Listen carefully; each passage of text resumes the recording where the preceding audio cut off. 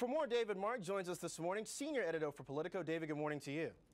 Good morning. Good to be here. The president repeated a lot of what we heard in the State of the Union, but he also told executives, you know what, you're making money, start putting it into the economy. You think the business community will embrace this? I think the business community is going to be tentative in its embrace of the president's agenda.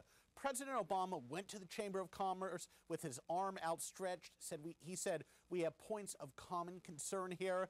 I think there is some room for compromise on a few matters, but overall, there's still some pretty stark differences. But there's been a rocky relationship between the Obama administration and the Chamber of Commerce. Both sides want to smooth things over. Why?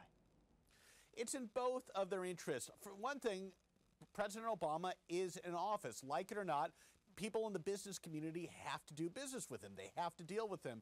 For the president, it's a matter of looking magnanimous, looking like he's going into an opposition crowd, trying to smooth over the differences. Frankly, it makes him look tall. Let's talk about the budget here for a quick sec. The president's expected to release his budget next week. Battle lines being drawn now. How's the president getting ready for this?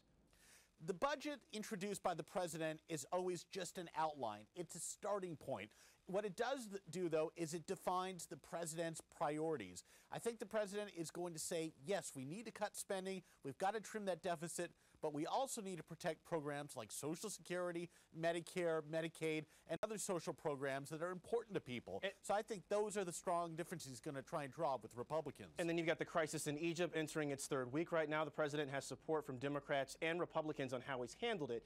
Is he out of the woods, though, just yet? No, there's still a lot of tumult, turmoil going on in Egypt, but it does look like it's turned the corner. Some of the protesters there are now saying they could actually potentially live with President Mubarak staying in office for a few more months.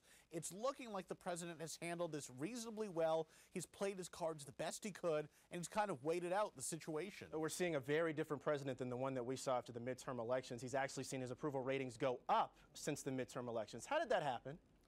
Variety of things. One, he is viewed as having handled this Egyptian situation pretty well. He's also moved to the center on legislation. He signed that tax cut bill that extended all the tax cuts for all Americans for the next couple of years. He signed the Don't Ask, Don't Tell repeal, which was broadly popular. Several other measures that actually have moved him toward the middle and really driven up his approval ratings. David Mark from Politico in Washington this morning. David, thank you so much. Appreciate it. Thank you.